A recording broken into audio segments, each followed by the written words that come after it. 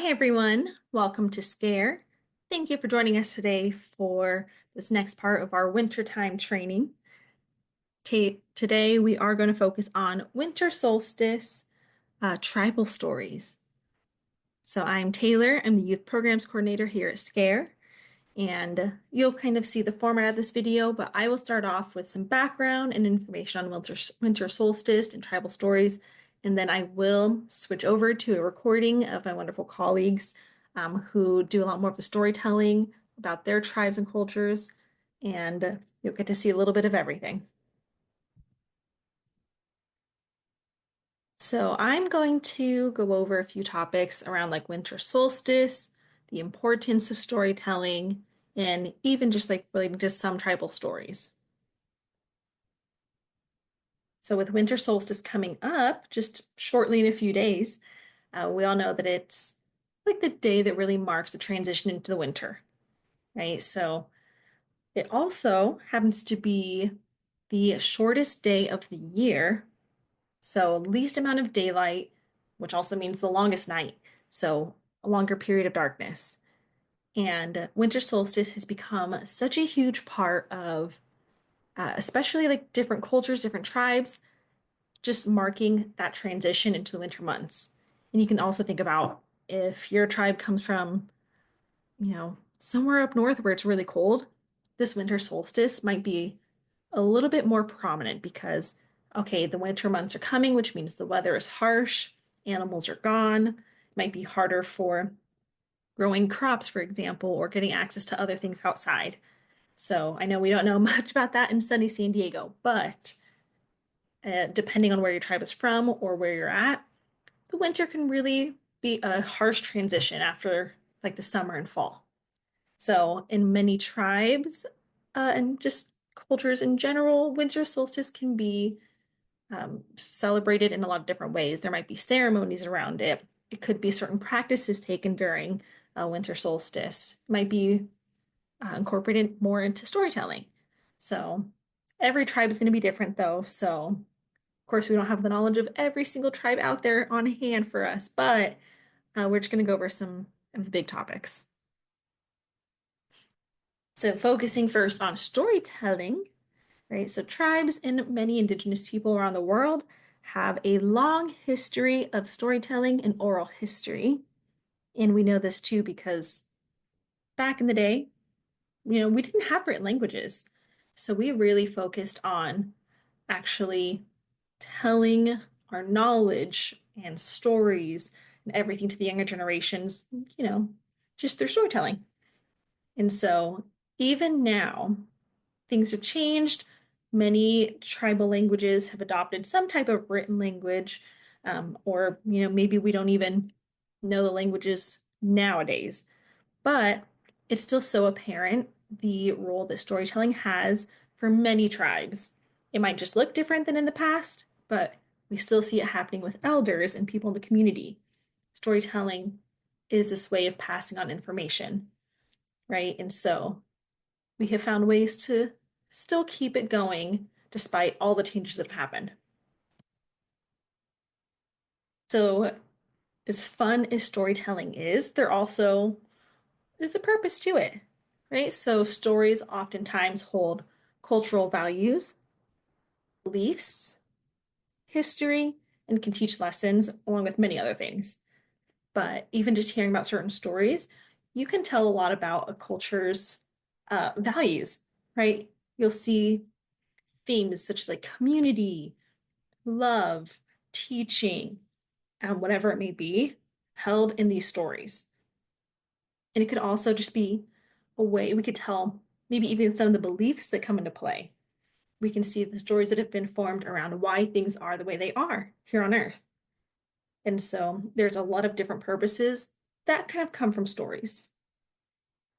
And now it's also important to recognize that storytelling is a way to continue to preserve culture and continue passing on that knowledge to others, right? So in this day and age where it's so easy to get kind of assimilated into just general American culture. I think things like storytelling and connecting to our own individual cultures in any way that we can is really important to preserving it. right? So continuing the tradition of storytelling, you know, telling the stories that maybe you've been told or finding out stories that your tribe really focuses on, um, just to continue to keep the culture going. So, like I said, there's a lot of purposes of stories, and so just naturally, a lot of types of stories. Some of the big ones you might see are the or hear about are like creation stories, right?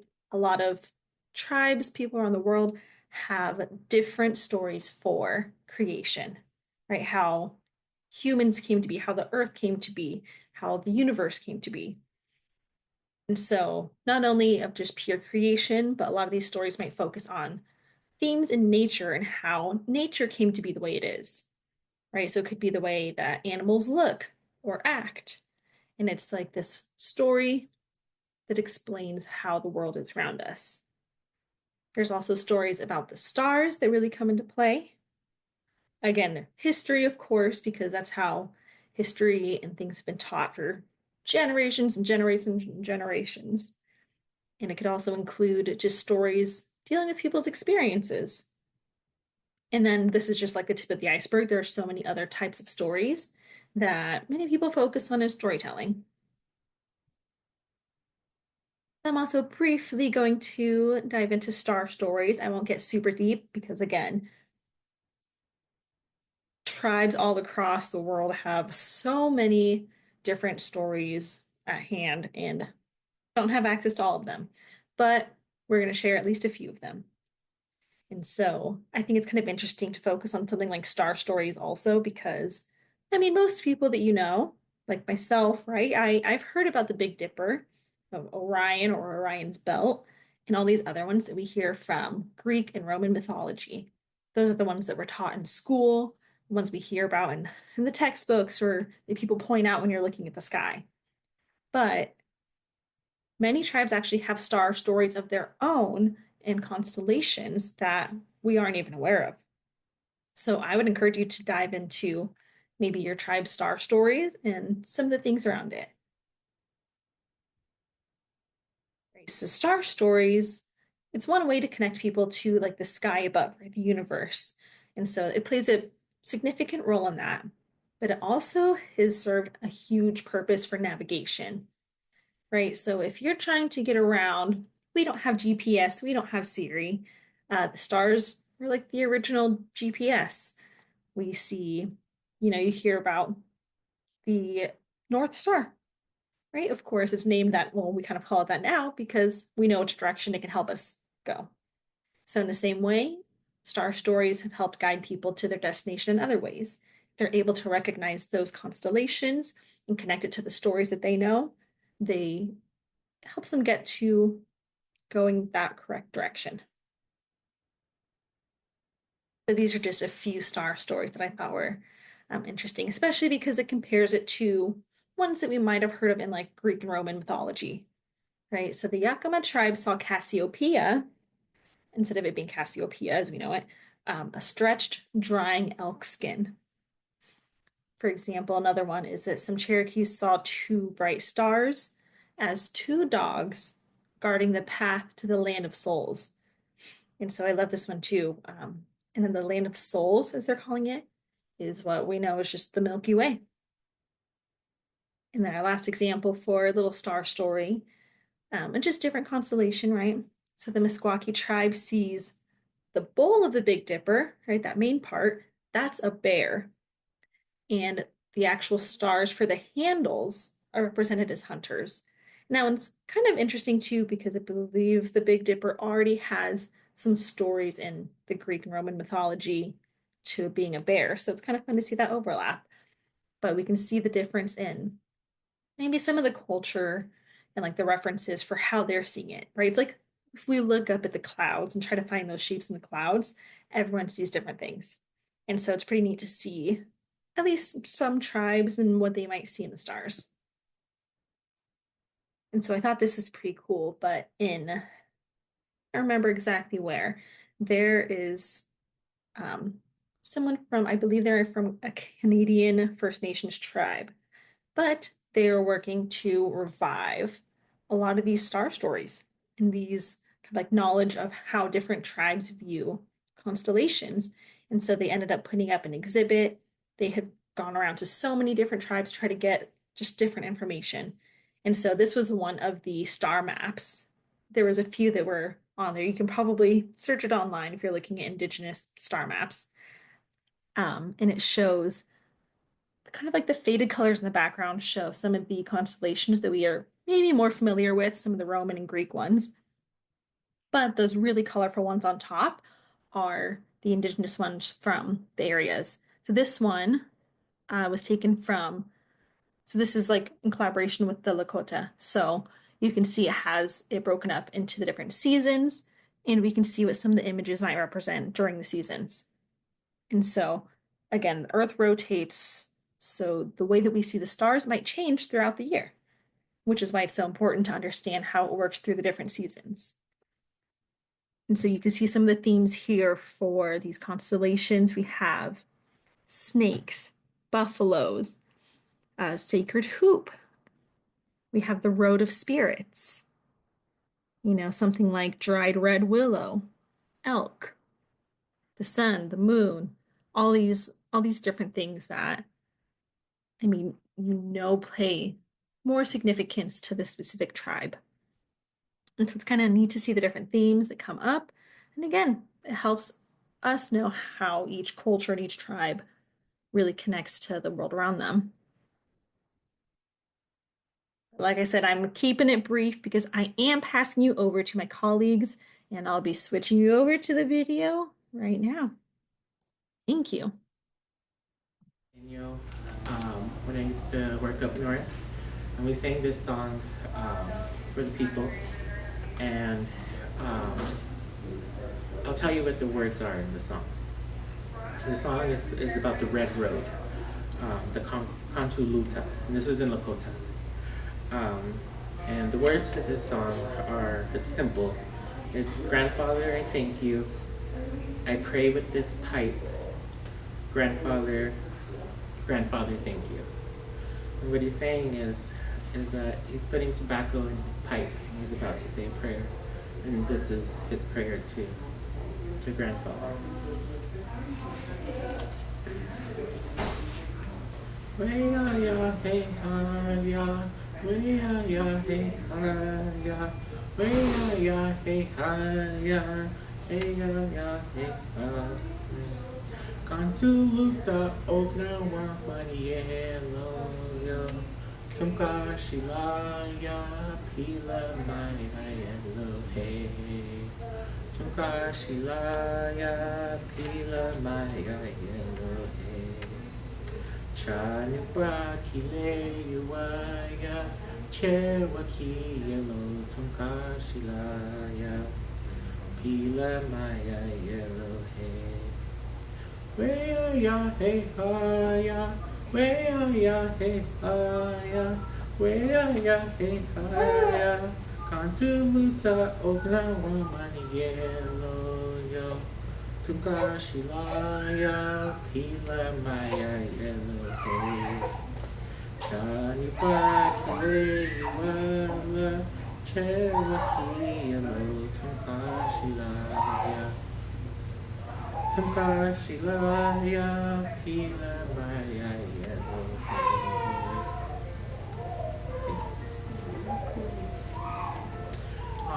My name is Juanito Hunter. I work here at SCARE. I'm a knife clan, and I'm a man down in Arikara from the 3 affiliated tribes in North Dakota. And I'm happy to be here with all of y'all. Nice. And good morning, everybody. I'm Julie DeFilippi, and I'm a Loop from my mom's side and Italian on my dad's. And I'm happy to be here too. It's really, I love these trainings. I love having families come together. I love being able to hand out gifts to everybody so they can have that family time because it's so important. And just learning new things about everybody too as well. It's nice. So I'm glad you guys are here. Also, I'm Victoria. I'm Pueblo from New Mexico, from my mom's side.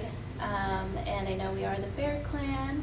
And I'm excited to have y'all here. So, in today's training, we wanted to just hang out, get together. I hope everybody has a cup of tea or a cup of coffee. There's some snacks there.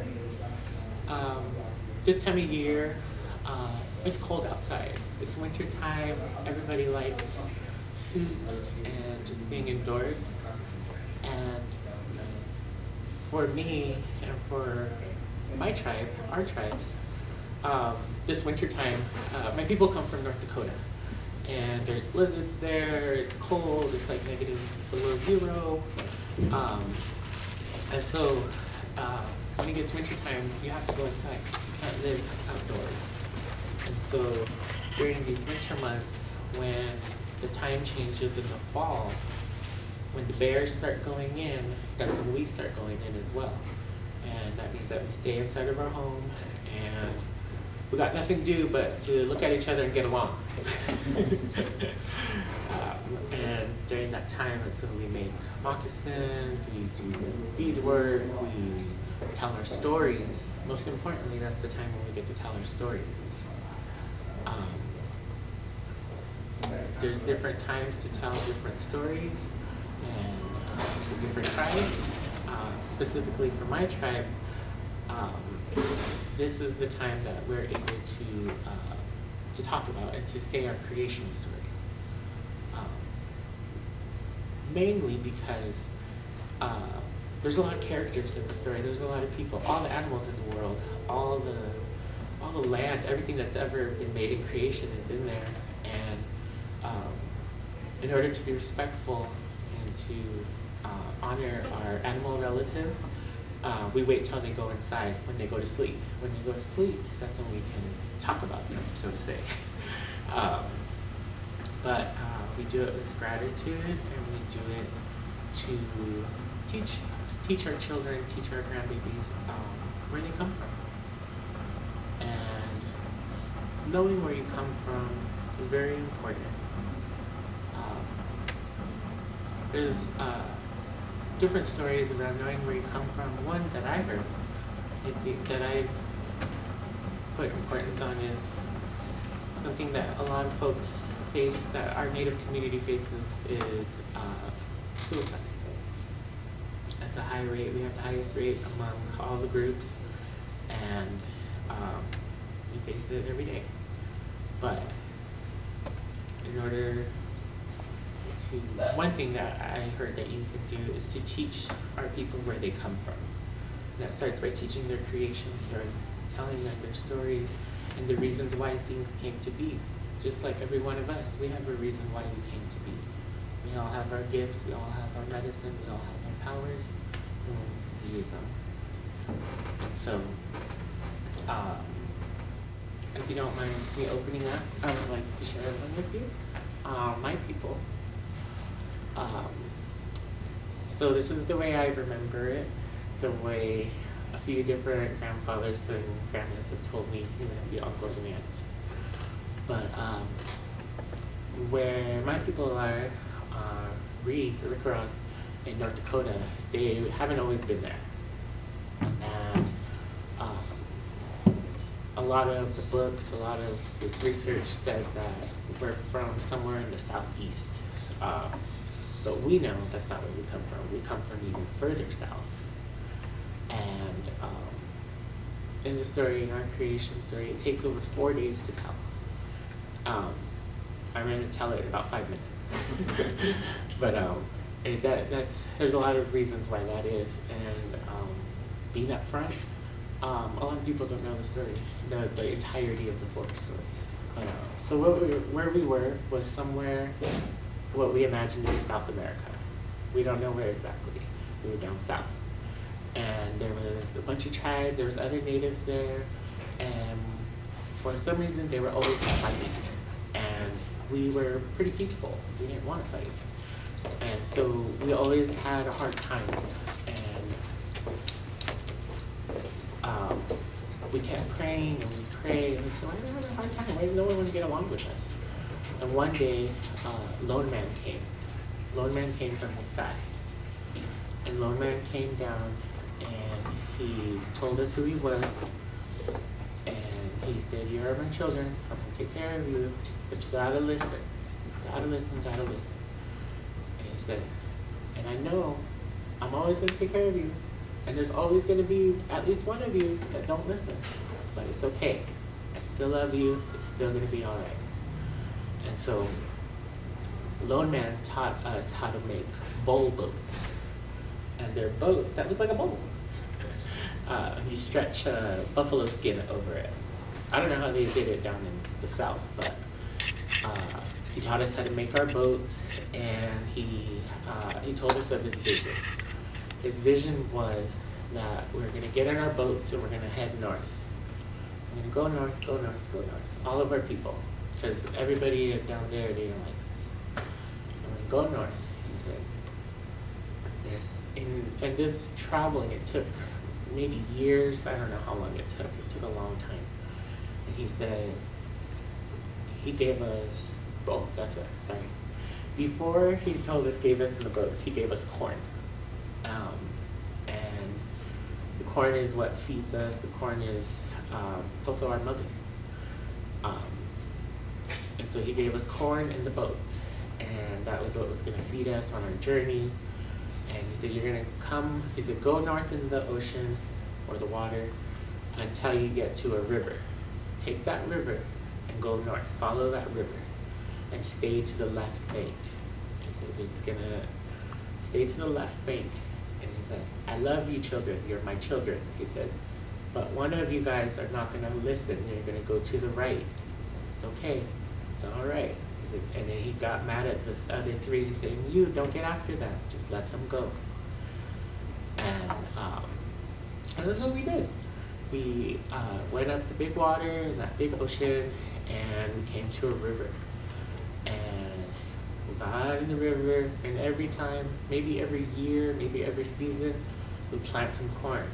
And once that maybe ran out of corn, or maybe we got too many people in the tribe, we got to get a bigger cornfield. So we moved north and go to another village and make another village. Kept doing this, kept doing this, kept doing this. And sure enough, wouldn't you know, the river splits. There's a split in the river. And everybody, remembering what Lone Man said, stick to the left, stick to the left, stick to the left. And so, sure enough, 3 bands of our people went to the left. There was one group that they knew it all. They just, I don't know what, they just had it all. And they were smarter than everybody else.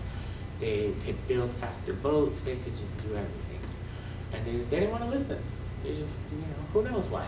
I don't know why. And there were some people that were kind of angry because they wanted to keep the tribe whole. They're the ones who remember this is right. After they parted ways, the 3 groups, the 3 bands that kept going left, they kept going, and Lone Man told them, you keep going until you find the heart of Earth. You find the heart Earth, or the Earth's heart. And in North Dakota, there's a river called the Heart River, and there are, the way that the river curves, it makes almost a heart shape of land. And when they got to that, where the river curves right there, that's where they knew it was the best site to make their village. And that's what they did. They made it, and Lone Man came back down. He would always come back to visit us and teach us something new every step of the way. And so he came down and he taught us how to make earth lodges. Again, it's cold in North Dakota. An earth lodge that we make is made out of 4 pine trees that they make the frame, and then branches are built this way over, and these homes are big enough to fit 2, 3, 4 families. They're big enough that horses can fit inside of them, because you gotta bring your horses in for winter. But they would make the frame out of all the wood, and then they would pack it with earth, with mud, grass, and like that would insulate it. And nowadays they look kind of like just big hills. They almost look like a big hill if you didn't know what you were walking up on. But he taught us how to make our lodges, and then he taught us how to do our ceremonies. And all this time, he said, okay, so I'm gonna go, peace out. And we were there, and we were carrying on, but pretty soon, things start happening. Babies were being born sick, things were happening, and that was because the three groups, the three bands were getting too intermarried. The babies is getting bad. We needed that fourth clan. So we prayed, we didn't know what to do. And sure enough, that fourth band came back. And this time they had, when they came back, they still spoke the same language, they were same clans, everybody was, it was the same people, but they had red hair and they had shiny skin. And that was the only difference. And then we don't know why, what that was. I can't tell you why.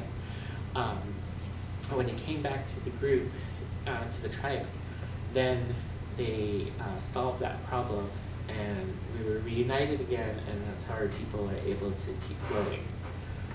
And then again, when the tribe came back, then Lonan came back and he gave everyone a hug and he said, you guys did what you're supposed to do. I told you this was gonna happen, I already knew it. He said, you guys, he said, but you figured it out. And he told us, we had our ceremonies, we had corn, we had hunting, we had how to make our lodges. He taught us how to be human beings.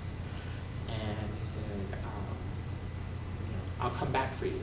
Because he always leaves and comes back. He said, I'll come back for you. And to this day, that's what we're waiting on. We're waiting on Lone Man. But when I talk about the rivers,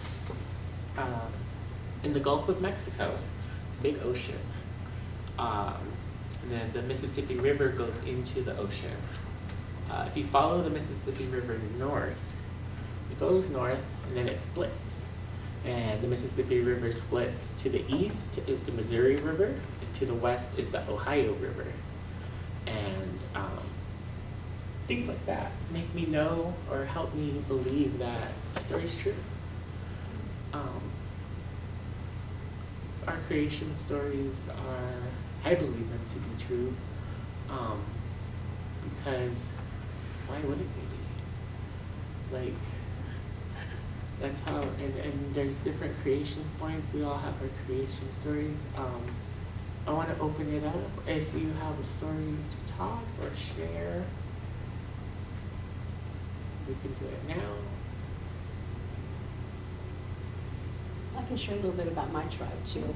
I'm still learning my tribe. My mom, she was born on Alaska, on one of the small islands off the chain, off the Aleutian chain, and she was like a part of a family of 10, and so she was adopted out. So she didn't get to learn a lot about her tribe. So I'm trying to learn a lot, but it's really hard because a lot of it's it's gone from when the Russians came over, and I don't know a lot about it, but I know that we're ocean people, and so we live off everything in the ocean. They do whale hunting, and they make everything out of like seal skin, and they use the whale blubber. They use every part of the animal they utilize, which is it's amazing. And so I'm hoping that I'll be able to go because they have these culture camps there, and I want to try to attend one just to kind of I just want to learn everything that my mom missed out on and how our family grew up, and I'm trying to teach my two daughters who are 21 and 25, and they may not want to hear it right now, but as long as I can learn everything now and then pass it on to them later, I just feel like it's important, like you say, to know where you come from, and it's just important to keep that traditions in the family. So we are ocean people, and I know for winter solstice and the celebrations they did feast and songs and dance, and I know the chief of the village, of the main village, would invite everybody from other villages, and they'd all come together and they'd eat together and feast and hand out gifts and stuff like that, which I think is pretty neat. So I mean, it's little things like that. I know that we did have masks in our celebrations, like with big noses and big foreheads, and it's really neat. I mean, this is a mask, but it's like this one's for burial, and I know they preserved them. They mummified some of the important people in our tribes to keep their souls keep them going, to sell it to, I don't know how to say that, but they preserve their bodies for their spiritual powers. And they put the masks on them and stuff like that. So I thought that was really, because I never knew anything about that. So I'm, like I said, I'm still going back. I'm trying to find stuff and learn about everything. And then I still try to keep, like, we're big with the salmon, smoked salmon, which we love in our family. So I'm always trying to keep that going. Well, I keep that year round because we always do charcuterie. So salmon's like amazing. So when I was a little kid, I used to talk to my grandma over the phone in Alaska, and she'd always send us jars from there. And I was like, gosh, the best salmon in the world. So it's like things like that. Just, you know, it's just traditions and family. It's just all about family. And I know it's cold too in Alaska. It's like you can't get out. So yes, they're jarring stuff, foods, preserving, making stuff, like regalia making probably in other ones. And I mean, we have regalia too in ours. So I know they spent their time doing that because nobody could go out. So that's little things that I know about mine, but I'm still learning more too as well. So I just want to share that too. So, yes. Did anybody have anything else? We don't have to share if you don't want to, but. I don't want to be in Oh, it's camera, okay. but I guess it's over here. From my native side, my grandparents lived in New Mexico, but once my grandpa was in the Navy, so then they moved it to San Diego. So I didn't get to experience like traditions where my family's from, but we always kept it going still. My grandma, it was just mainly about keeping like your family together, keeping the traditions alive, talking about our stories. Like I would hear about my great-great-grandparents, and then we'd be making fry bread, or like the green chili is pretty like big out there. And then I know out in New Mexico they have feast days. I never got to experience it, but my sister went out there. I guess they're on the roofs and then they're throwing like a bunch of food out. So it's really neat. I just wish I was able to experience that. Maybe I'll visit during this time one year. But and then just the winter time to me just means just family together and keeping like to just remain telling stories of where you're from, and to pass that along to like our kids. Like I want my son to know like where I'm from, so I'm still learning and trying to know about more from where I'm from. But that's just a little bit that I got. Thank you for sharing. Mm-hmm. Anybody want to go next? I'm from in Wisconsin, United Nation. There's 4 clans. There's a turtle, which I am, wolf, bear, and